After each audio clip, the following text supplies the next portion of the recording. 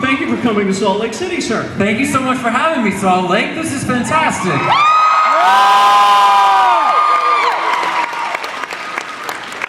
And they're all here for you. And 10 years ago, when you... Some of them are here for John Barrowman. He's a likable guy, I suppose. Yeah. Now, 10 years ago, when you got your start, it was on Queer as Folk. Queer as Folk. That was it. Yeah. Did you imagine anything like this? I was acting in Toronto, and I kind of think of my career when I was in Toronto, when I was acting in Canada. Although I met a Heartland fan today, that was really cool. Anyway, I think of that first part of my career kind of like high school, college, and then when I moved to Los Angeles and I got my first job, which was NCIS LA. Yeah. They bring David Caruso's sunglasses and gun to him on like a royal pillow. Anyway, when I was in Toronto and I got that first job on Queer as Folk, it was as a spin instructor, and I was a spin instructor at the time. And I told my agent, if I can't get this job on Queer as Folk as a spin instructor, I'm quitting the business. It worked out. Just like all of you now to imagine him as your spin instructor. Yeah! Now, we're going to let people start asking questions, and I'm sure there's a lot of Arrow questions, and I got to tell you, just me, because you're in our TV, in our living rooms all the time. It's like you're our friend. And I would want to say, as a friend, I'd say, Oliver, buddy. It's me, I'm the guy who lives downstairs. I just don't want to bother you, but I love you, and I love Felicity. Okay. But you know this will not end well. And as a friend, I just gotta, please, is someone going to do that this season? I mean, I don't know. Well, I do know. But, boy, if we don't take chances with our hearts, what are we even doing here?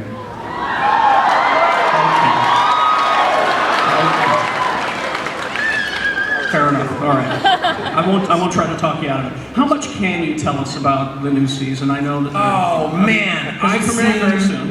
I've seen 4 episodes from the new season. Now, when we film an episode, we film it, the editor does an assembly, and then the director does a cut. There's a cut for the studio, there's a cut for the network, and then there's a cut for all of you. And I almost always see the network cut, and it doesn't have color correction, it doesn't have the proper sound score. You never realize how important music is until you watch a show without it. I'll never forget watching the 3rd episode of our first season, and there was one sequence that I thought worked particularly well, and I realized that they put the Dark Knight score as temporary music for it. And this is great music. This scene's really intense. What's going on? Did you blow the budget? But no, it ends up, we end up putting our own music, and we have a wonderful composer, and I think we do some of the best music on TV. But thank you. But once you get past the network cut and into the studio cut, it's a little bit of a slippery slope, because you're used to the episode being 41 minutes, and the studio cut is usually around 44, 45, and it's even less special effects and sound and all that stuff. So the first time I saw a studio cut, I was like, oh my God, this is terrible. Relative to what I'm used to seeing. Last night, I watched the director's cut for episode 304, and it was awesome. It is our 50th episode. It is worthy of a 50th episode. And I tweeted this a couple of weeks ago. It has it has a scene and a confrontation in it that has literally been 2 years, 2.5 years in the making. Yeah.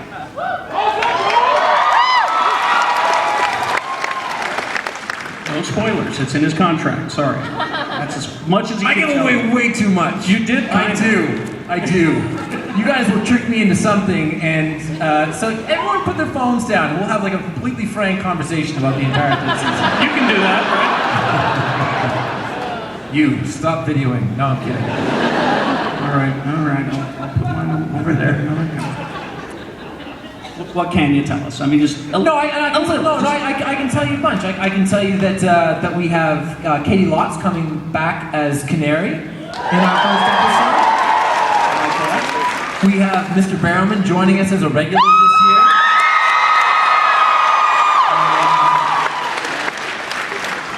We have Ra's al Ghul. We do another fun travel episode where we go to Corto Maltese. That's exciting. And Oliver is in Hong Kong. That's also very interesting. And I recently got 4 days off out of an 8-day shoot, which is a record for me because, I swear to God, it's a record. Although I don't have another day off until January. The episode is titled The Secret Origin of Felicity Smoke. And Felicity's mom afforded me 4 days of vacation. It was lovely. Now, I read this, and I hope it's not an internet rumor, that there is a crossover episode with The Flash coming. Oh, yeah. That. Episode 8 or something like that?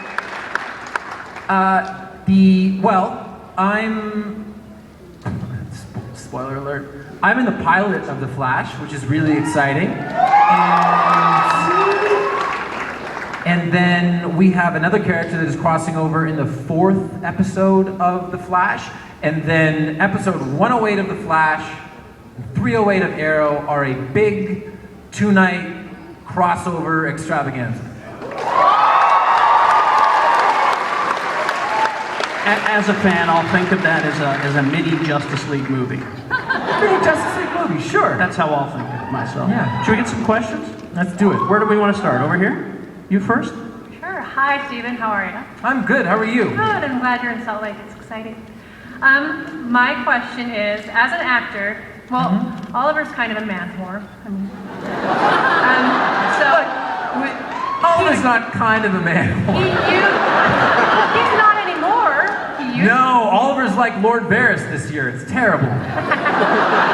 So my question is, as an actor, I'm glad people got that joke.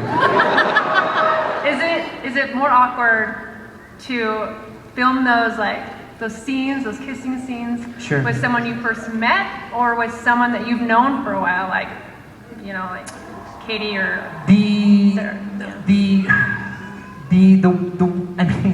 The weird. My first regular job in the business was a hoe.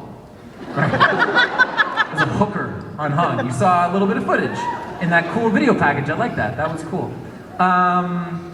So, I guess the point is that after playing a hooker, everything else is relatively easy.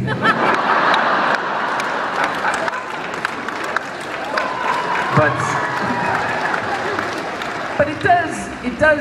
it does get a little bit funny, and I feel like I have a good trick for it. Like, especially if you're kissing somebody that you've known for a long time. When you're in rehearsals, the first time that you have to kiss them really passionately, but on the nose. Sort of cuts the tension. Good question. Thank you. How about over here this time? Hi, I wanted to ask 2 questions. The first is, have you ever been injured on the set? And the second is, how do you prepare for those darker scenes where somebody's dying or somebody's getting injured and hurt, and you just have to be that emotional, darker side of yourself? As far as injuries go, I've been very fortunate. Knock on wood. I bashed my calf hard in the first season in episode 10, and it blew up. And I was wearing a high sock, which acted almost like a tourniquet. So all the swelling bubbled up. And I took a picture of it before I went to bed. Big day on set today. Look at my leg. Isn't it terrible? And I woke up the next morning to 9 missed calls from my mom. Why haven't you gone to the hospital? Do you have a blood clot? Do you need a doctor? I can be in Vancouver. By the way, she's on the other coast of Canada in like 30 minutes. No, Mom, it's fine. It looks way worse than it is. And I pinched a nerve in my back last year. Oh God. And that was really painful. But as far as injuries go, no, I've been very fortunate so far. But fortunate because of how prepared we are and how safe the stunt team makes things for me. As for the emotional scenes, as an actor, it's not my method. I don't really have a method in general, if you've heard of that expression, to use experiences from my own life. In the instances of major characters that we've had die on the show, oftentimes it's me being sad that I'm losing a friend. And I mean someone to hang around with on set. That was the case with Colin Donnell. It was the case with Susanna Thompson. It's sad because you spend time with these people, and you get the news. I certainly don't want to compare it to someone getting a bad diagnosis, but it's been 2 consecutive years that I've got a phone call from the producers saying we're killing, and I'm like, oh, really? Are we sure? But then the evil creative side of me goes, oh, that's gonna provide so much story. But that's another thing too, is we always have flashbacks, and we get my good friend Colin Donnell, Mr. Tommy Merlin, back in the flashback this year.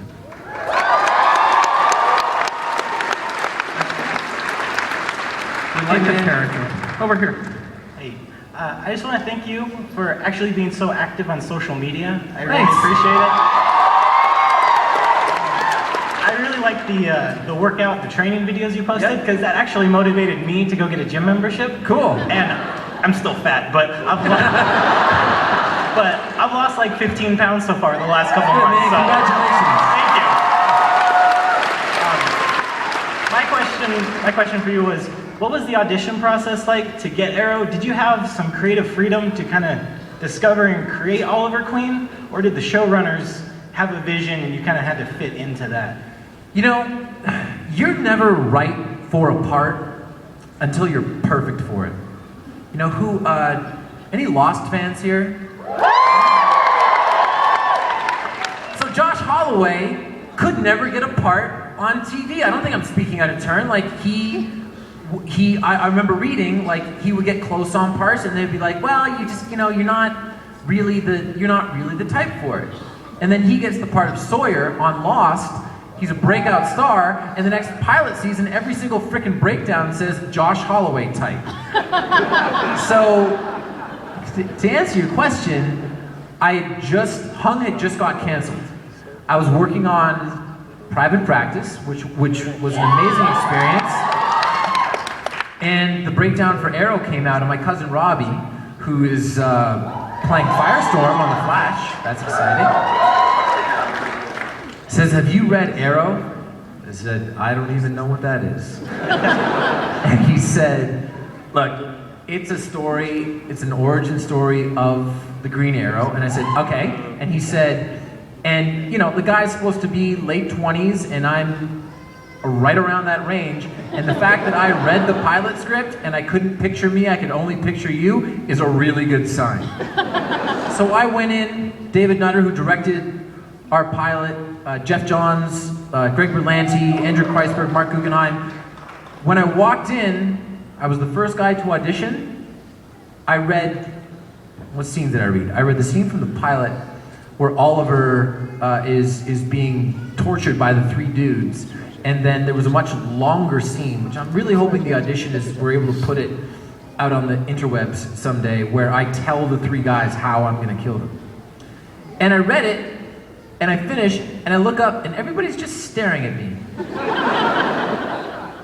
There were 5 people in the room. They said, "Could you please go outside?" I went outside. I come back in 5 minutes later, there's like 31 people in the room. Now there were other steps to go through, but I got the part right there. So you just never know. If you're an actor out there and you're having a difficult time, if you haven't found the part for you, it really never happens until it just happens so swiftly that you're just going, what the hell happened? So if that's you right now, you keep the faith and keep working hard. Thanks, man. Thank you. Go over here. My name is Blaine Cook, and my question is this. When you accepted the role in Arrow, how did you train for that role, particularly in hand-to-hand combat and archery? They sent me to a gentleman in Los Angeles, and we just did basic martial arts training. They sent me out to Tempest Free Running Academy to a guy named Paul Diddy Darnell, and he taught me all the parkour stuff. And then when I got to Vancouver, I sat down with Patricia Gonsalves, who's my archery coach, and we got right into that. And then, shortly thereafter, I met James Bamford, who's our fight choreographer. He's our stunt coordinator, or one of our stunt coordinators. And we immediately began working on all 3 fights in the pilot. Those were choreographed and ready to go 6 weeks before we started shooting. And the first one that I learned was the one where I pull a chair out from underneath me and I bash it in the guy's face. And in terms of like specific martial arts, I really do think that a martial art is fighting on screen, because you want to look like you're punching somebody without actually punching them, which, by the way, is one of the most painful things that you can do, because when you punch somebody, your hand is supposed to hit something. So you don't hit anything, and all this, because you punch as hard as you can, and all this blood rushes into your hand. So if you ever see me after a take, if they ever ran like B-roll and showed me, I'm just standing there like, oh God, oh God, oh God. Because it hurts, it's like, it's crazy. So that's what I did. Here you go. Thanks, man.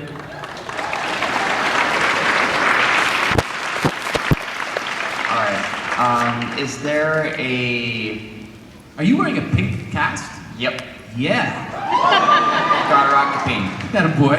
So, is there a DC hero you would love to work with in Arrow, and is there a DC villain you would love to have Oliver face against? Oh boy.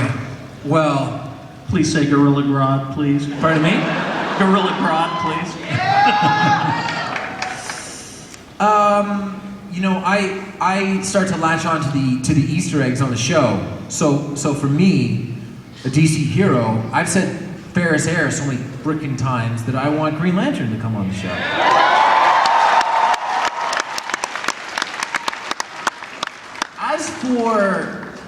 As for a villain, I'm not gonna pick, because I like to be surprised. Do you know what I like? You know, I always thought, you know, looking back to our 16th episode in season 1, when I saved John Barrowman's life, you're welcome. And he's talking about Nanda Parbat and meeting a man there, and I read it and I went, oh, I hope so. And so I see the little nuggets that we're dropping now, and there are villains that I like, but I'm gonna leave that for my surprise and yours.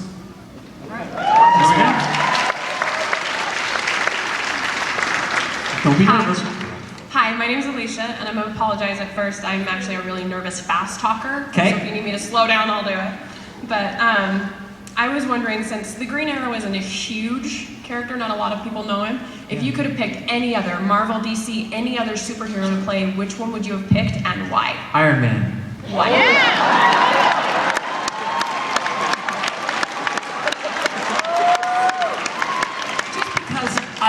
Just because of all. First of all, I recently watched The Winter Soldier. What an awesome movie!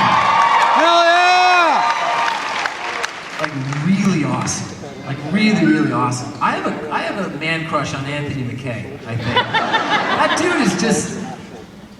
Anyway, let me keep going.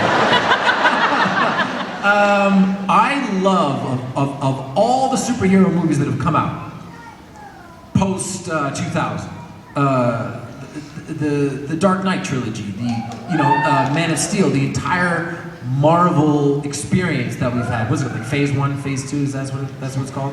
Yeah. Yes? Yes. Thank you.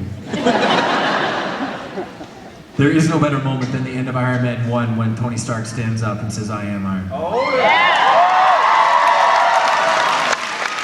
And I swear to God, I would give an episodic fee to have, well actually no I wouldn't, but I would love if there was just a moment where Oliver Queen was standing in front of a bunch of people and said, "I'm the Arrow, what the hell are you gonna do about it?" Oh yeah. I want that. Like, although hopefully he would say, "I'm the Green Arrow."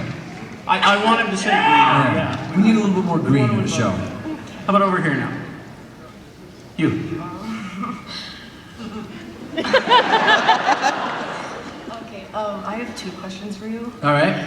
Okay, so the first one is, what's the deal with you and Felicity? The second one is, could you stand right there so I could get a picture? What's the deal with Felicity and I? Well, I'm gonna walk over and start telling you. Are you ready? Is camera ready? Go, hurry up. Come up here, man. Come on. Come on. Give that guy your camera right there. Give that guy your camera right there. Come on up on stage. Let's go.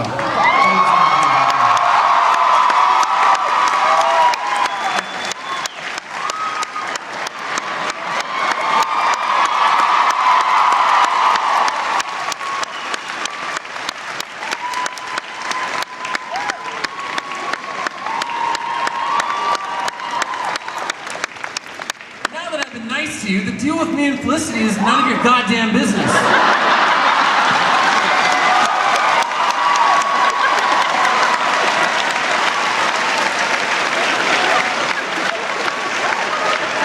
I'd say you handled that well.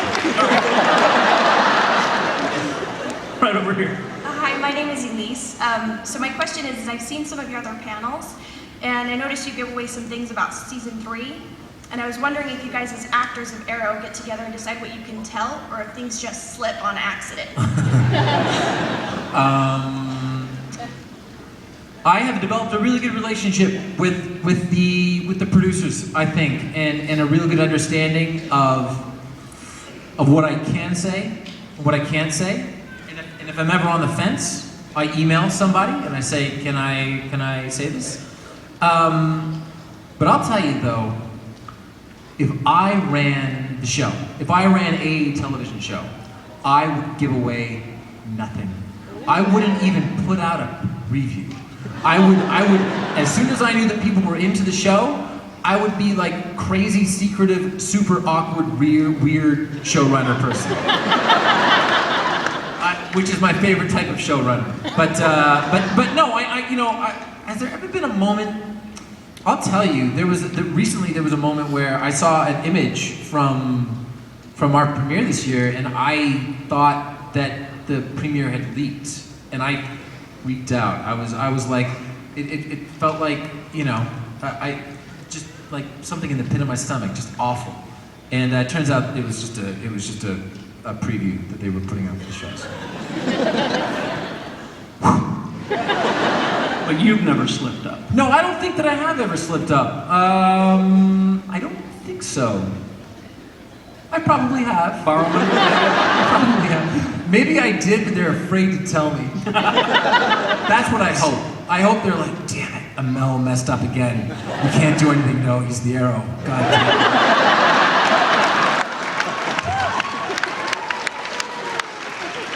Right over here. So if you were to ask my wife or some of my coworkers in the audience, I have a terribly unhealthy man crush on you. There's nothing wrong with a good man crush. Exactly. And as much as I admire the show and your acting, which I think is fantastic, it's what you do off screen that I most respect you for. Thanks, man. You raised $100,000 for Sophie. Yeah. And you're also doing the same for JoJo. Yeah. You're trying to raise money, and Yeah. I just wanted to know, what is it that drives you to use your celebrity to do such good? Well, thank you. I appreciate that. For starters, I'm like a kid with a new toy. Does that make sense? And I mean that sincerely. The ability to have something at the tip of my fingers that can reach so many people, and I'm constantly a believer that, you know, people and large groups of people can be exceptional. For the raffle that we did for Sophie, the raffle on its own raised $91,000. The majority of those donations came from people giving $5. And everybody would write the same thing. Boy, I wish I could give more. And I wanted to write back to every single person that I said, no, what you just did was perfect. Because I got to hang out with that family a couple of weeks ago, and to see the difference in their condition, their human condition, from when I first met them back in May to now, it's astounding. So I don't know how far we can take the charity, but much like how I prefer to run my own Facebook page and to control my own method, you know, as opposed to just, you know, as opposed to going the corporate route and finding a charity and not knowing where the money is going, you know, here we have this opportunity where, you know, JoJo's family, last night, I just happened upon a season 2 Blu-ray. I thought this would be a great idea because I was actually signing some other ones for charity. So we put it up there. Gonna ship it out on Tuesday, and you know, less than 24 hours later, it's raised $20,000. So, to answer your question, I just love it, man. It makes me feel good. So I guess that's the selfish aspect of it.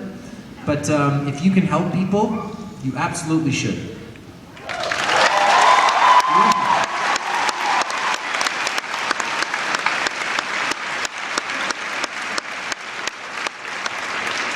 Over here.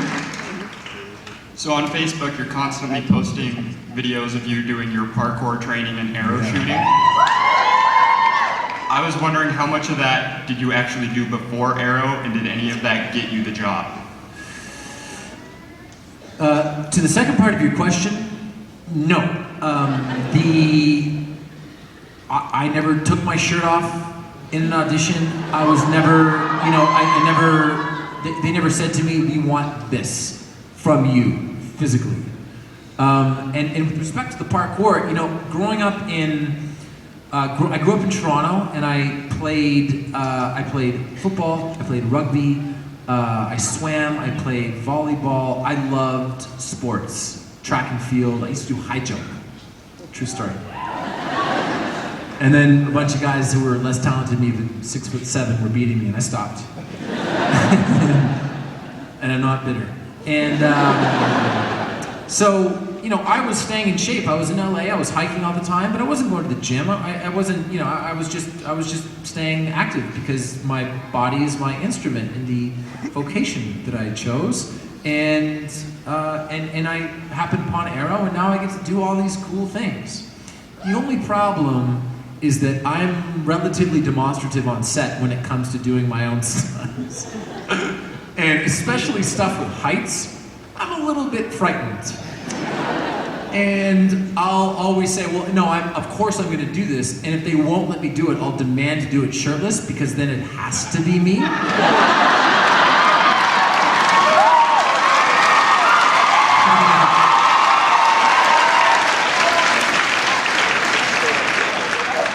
But then I'll get 60 feet in the air, about to swing down and sweep Felicity off of a landmine, and I'll be trying to look cool while really peeing a little bit in my pants. So, in the end, it's all worth it. Thanks, man. Shirtless rooftop lurking. That's what I'm over here. Two questions. One, how does it feel that every superhero show that's out now is like we got to set our bar up this high because, hey, Arrow, you don't do it like this. You got to do it like Arrow does and do it like that. Can I be honest? It feels freaking fantastic. Because I remember in 2012 when people watched the pilot of Arrow and they said, yeah, great pilot, but as we know, superhero shows don't typically work on television. And now all we have Flash, we have Gotham, we have Constantine, iZombie, like we have, you know, Netflix is doing all the stuff with Marvel. There's Agent Carter, there's Agents of S.H.I.E.L.D., like, boom.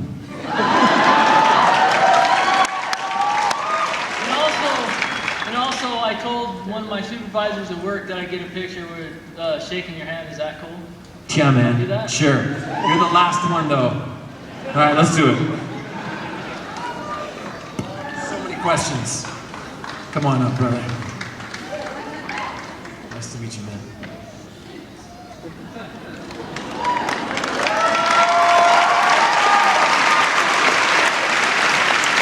Now, if you want to meet Steven, he's going to be here the rest of the day, so you can go over and see him. I'll be here. All right.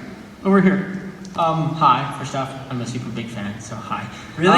Yeah, no way, right? Could have flew here. Okay, so my friends are trying to get me to watch Arrow, and I'm like, no, I hate Arrow. I can't handle it. It's against my religion. But then I saw the TV show, and I am in love. So, convert. But I just couldn't handle it at first. Well, I'm glad you're willing to admit your mistake. Okay, so I had a question about, like, because you're kind of a new actor to me. I've never seen you before. And so I just wanted to know what got you into acting. Were you a high school drama geek or? Yeah, 10th grade, I was in a play called Inherit the Wind. I love that book. I love it. And, but I was just a side person in the play. I don't think I had any lines. And the only reason I did it was because we got to go on a trip and I wanted to meet girls. I was in 10th grade. You guys know what I'm talking about.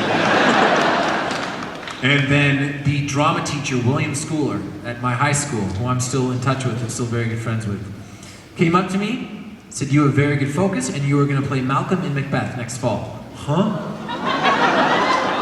And I did. And that was that.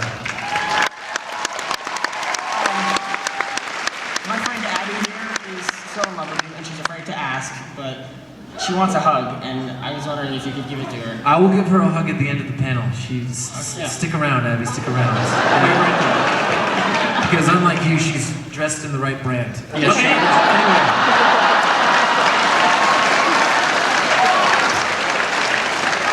Over here.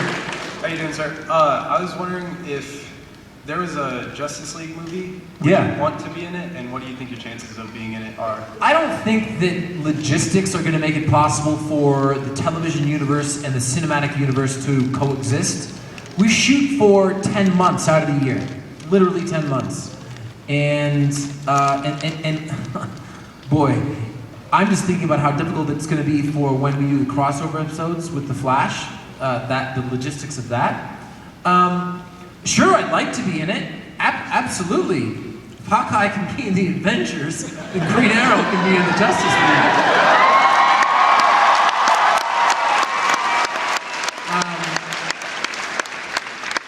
But listen, we aren't, and I've said this before, and I'm repeating myself, and I'm going to say it again. We aren't playing the television versions of Green Arrow and Black Canary and Flash and Firestorm and Arsenal on down the line. Oh yeah, Arsenal. We're playing the versions. We're trying to play the definitive versions as they exist right now. And we don't need the movies to justify our television show. But boy, as a fan, I really, really hope that Dawn of Justice is good. Really hope. And I think it will be. Deborah? There she is. Oh, it's you. Hi, Stephen. Well, despite what I am wearing, I'm a huge Green Arrow fan. Green Arrow's always been one of my favorites. And my question is, physicality aside, what did you do to prepare to make Oliver Queen / Green Arrow like your own? What did you do research-wise or whatever to bring him to life? This is going to make sense. Nothing. I trusted the material in the pilot. I trusted the people that wrote it. And most importantly, David Nutter is the greatest / most prolific director of pilots in the history of television. He's taken 18 shows to series out of 19 pilots that he's done. Including Arrow, Flash, Supernatural, the Sarah Connor Chronicles, Dark Angel, The Mentalist. Dude directed the Red Wedding for the Game of Thrones. He's a legend. And when David Nutter tells you to do something, you just nod your head and say yes sir and do it. And trust. And I swear to God, first scene that we ever shot was the scene, my audition scene, where Oliver is being, stunned by the guys, and then he's gonna beat them up. And he turned to me, first day of shooting, and he said, when you look up, when you look up, and when these guys see this in your eyes, I want you to make the look up. I want it to feel like you're just crawling up, like snail pace, and make sure that we see your eyes first, because when we put out the trailer for this pilot, this is going to be one of the iconic images. And I swear to God it was. How could he know that? He's a wizard. So, after the pilot, I familiarized myself with Oliver Queen and Green Arrow and the canon. And I'm very respectful of the fact that this is a character that has been around since November of 1940. And I meet people all the time that have spent their entire lives reading Green Arrow. So to be a modern interpretation and to hopefully live up to what they have experienced along the way, it's very important to me.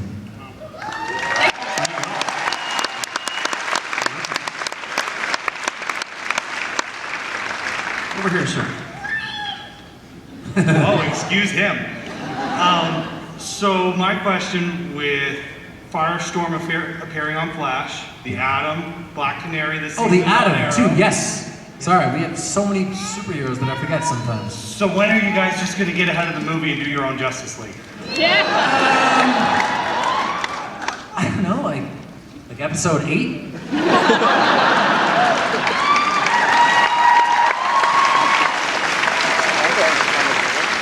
I'm dead serious, by the way. DC is our partner, and they haven't said no, pump the brakes, because theoretically in 4 years we're gonna have a Justice League movie. Nope, they are asking us to plow ahead, and I'm fired up. We will. There you go.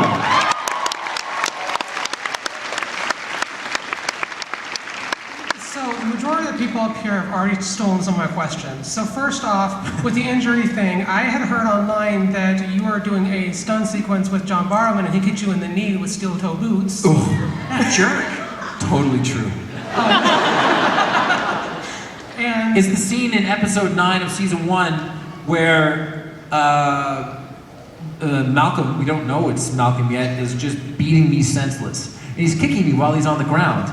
And it was John's first night in the costume, and the costume is incredibly claustrophobic, and he doesn't have peripheral vision, and he can't really see down, and boy oh boy, he kicked me as hard as he possibly could in the leg.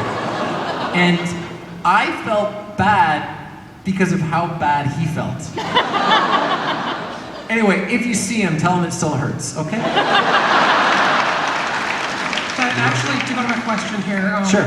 And then I was gonna ask for a hug, but I'll get that from the photo op later. Sure, cool, man. And just for the fans out here and everything like that, could you quickly go through your voiceover for the opening sequence of Arrow? Yes.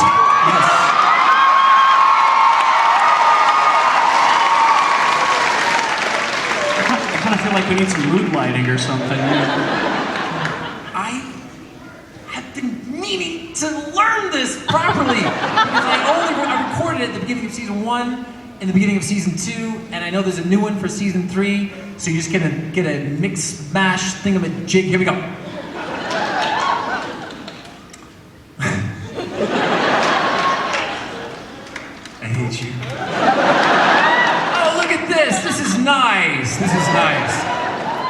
My name is Oliver Queen. For 5 years, I was stranded on an island with only one goal: survive. Now I am returning.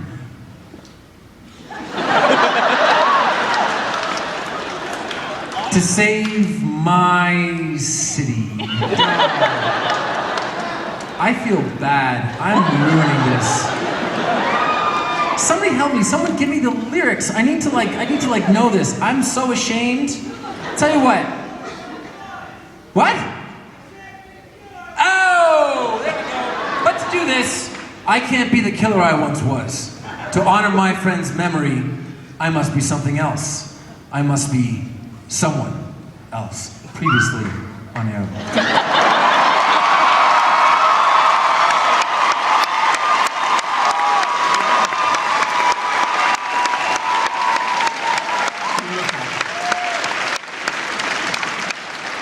Tell you what, somebody is going to see this, and the next panel that I'm at, I swear to God, I'm going to learn the intro from the pilot, the big long voiceover that sort of carried us all the way through, that ends with, "My name is Oliver Queen." I'm going to learn that. I'm going to nail it.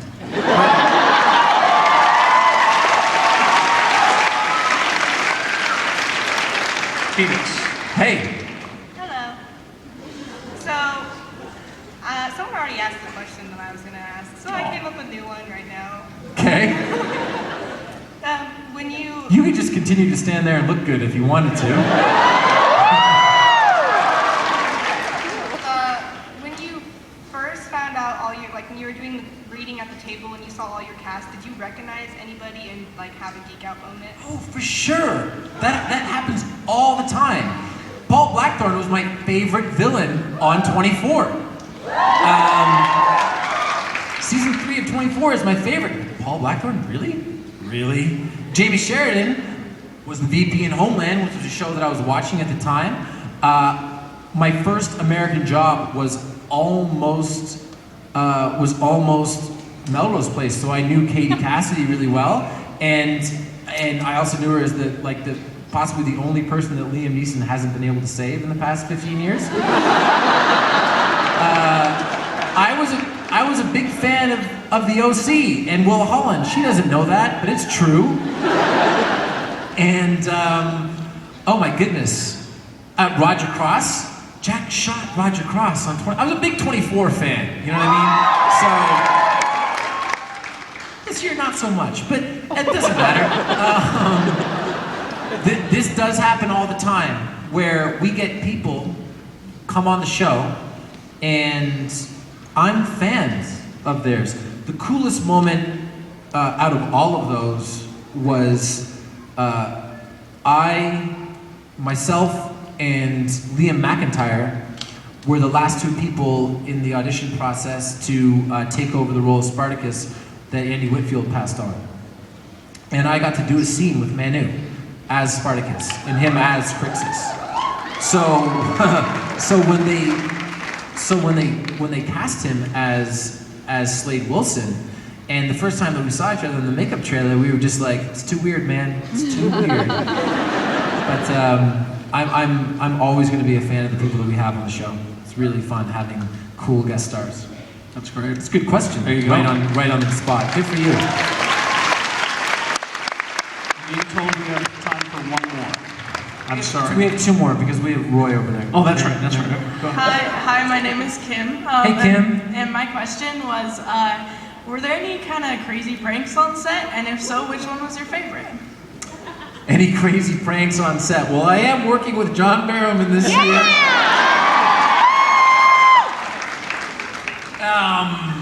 Boy, oh boy. There haven't been crazy pranks so much as we were 5 or 6 episodes in. I had been working with David Ramsey a lot. He and I had become friends, but just sort of, I'd been working so much that we hadn't really got a chance to know each other other than being, friendly.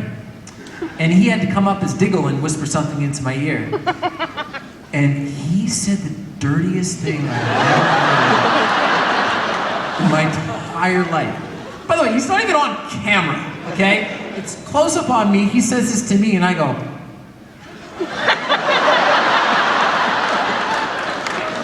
And from then on, it was on. It's been on since then. If he messes up one of his lines, I almost pee my pants. I get so excited. Thank you. All right. Hi, I was just wondering, easier than his, just say the catchphrase of yours to end this, I guess, would be the best way. The what? Catchphrase, fail the city. Oh, what's your name? Phil. Phil. You have failed this city.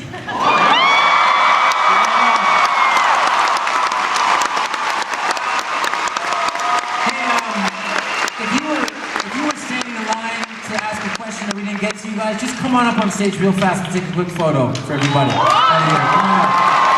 Come on